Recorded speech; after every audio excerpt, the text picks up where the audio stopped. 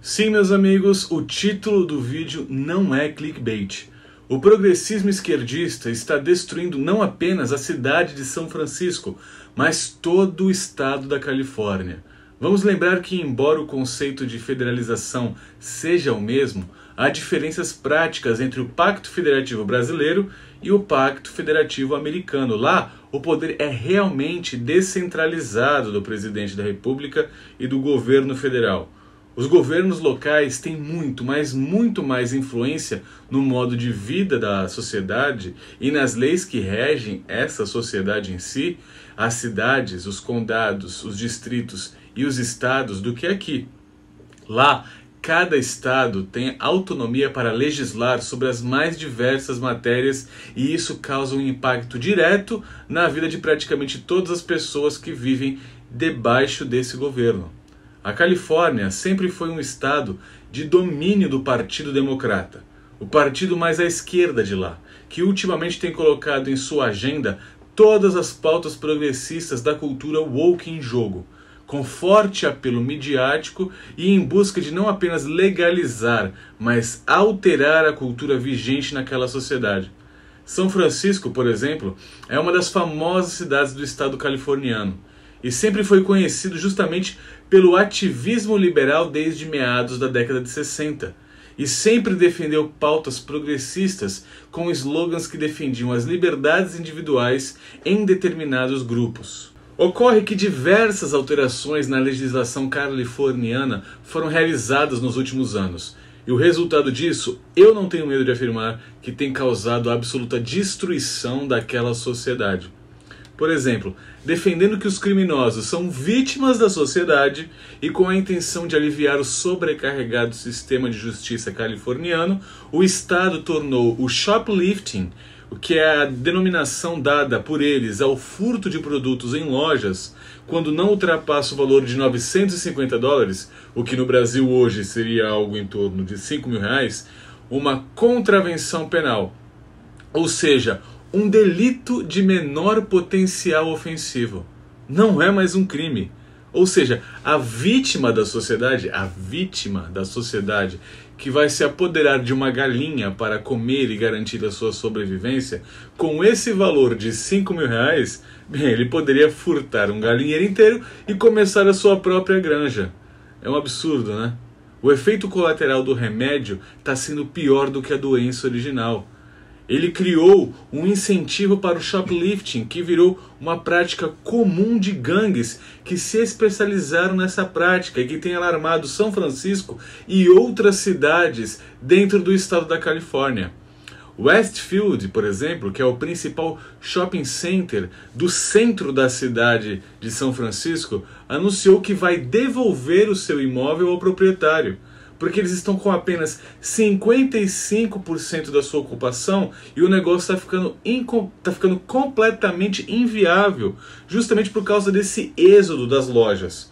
Além de encontrar fezes humanas recorrentemente nos elevadores, as lojas daquele empreendimento sofrem diariamente com o shoplifting.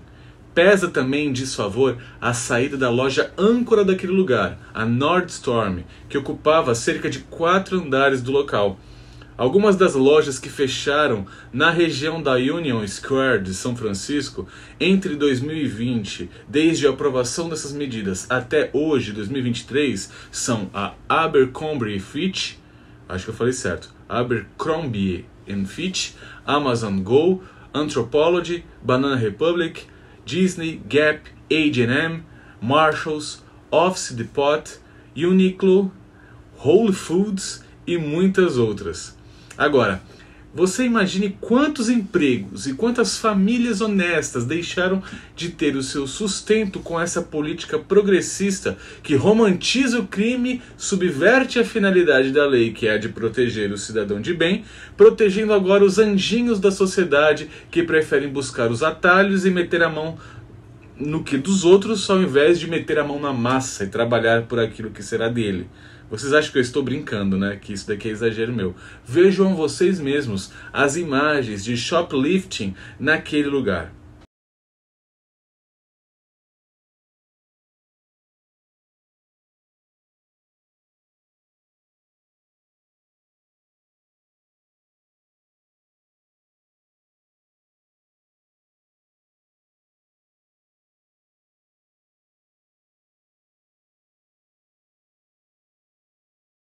Acentuando a deterioração da cidade de São Francisco, e não apenas da cidade de São Francisco, como do estado da Califórnia, a CVS fechou ao menos 6 de suas lojas em 2022.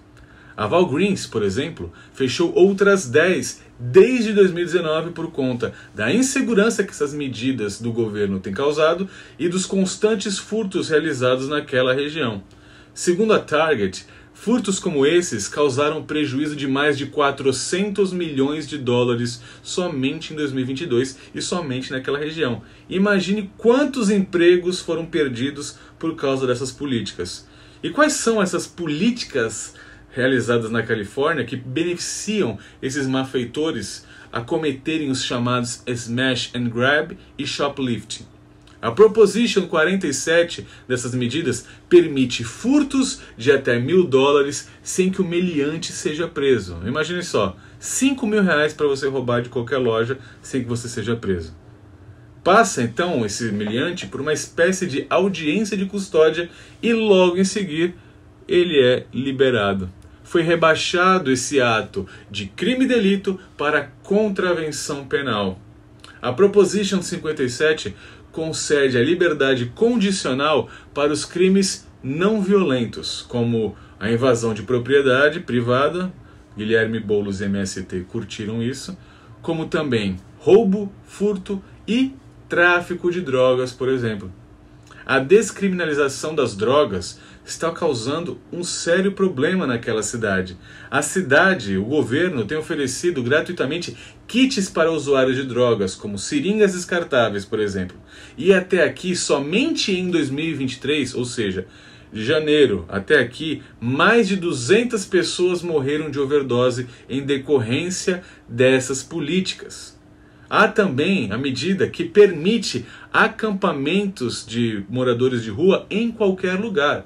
Ou seja, qualquer pessoa moradora de rua pode armar a sua barraca aonde quiser, inclusive em frente à sua loja ou em frente à sua garagem, e você não pode removê-la nem por um decreto. E também não pode nem chamar a polícia, viu? Porque, segundo essa política, a cidade também é deles. Eles só podem sair salvo por vontade própria. Agora imagina, o cidadão vai lá, arma um barracão na frente da tua garagem e tu fica sem utilizar o teu próprio bem, que é o teu carro, para se locomover, né? Parabéns para quem inventou isso. Outra das medidas que estão sendo implantadas naquele lugar é de subsídios. Por exemplo, imigrantes ilegais podem acessar o benefício de desemprego de $300 por semana por até 20 semanas. São Francisco oferece quase $600 por mês aos moradores de rua, fora os abrigos gratuitos espalhados pela cidade. Ainda é possível conseguir outros $190 para alimentação gratuita. Ah, mas você é contra isso então, Gilvan? Não, eu não sou contra o assistencialismo, tá?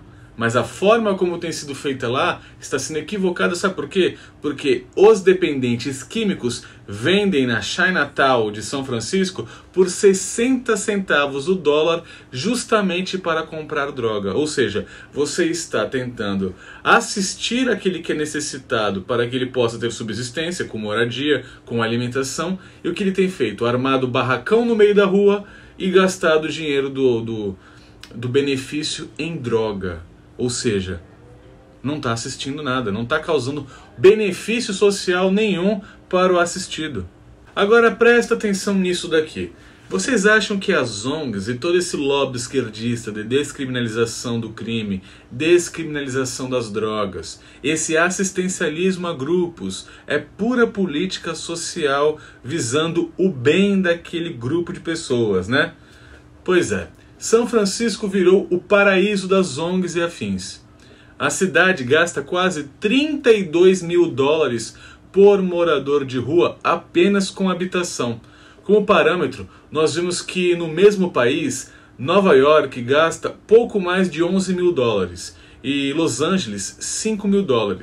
37% dos moradores de rua de São Francisco são crônicos, contra apenas 16% de Nova York. A conta não bate, uma vez que Nova York, por exemplo, detém se não o metro quadrado mais caro daquele país. Quem você acha que está sorrindo de orelha a orelha com tantos subsídios sendo distribuído assim? Uma dica: não é um morador de rua ou viciado em drogas. Os progressistas transformaram pessoas com doenças mentais e os usuários de drogas em uma mina de ouro a ser explorada. O Departamento de Saúde de São Francisco estimou em 2019 que dos 8.035 moradores de rua da cidade, 4.000 são viciados e possuem problemas mentais. Desses 4.000, 1.600 usam serviços psiquiátricos frequentemente. Curiosidade: São Francisco é a cidade americana com a menor população abaixo de 18 anos nos Estados Unidos, com apenas 13%. Eu nem preciso falar que a agenda woke vai para cima das crianças com extrema força e agressividade, colocando as pautas identitárias goela abaixo com força, sem que os pais possam fazer nada para precaver os seus filhos de serem inundados com toda essa propaganda da agenda esquerdista.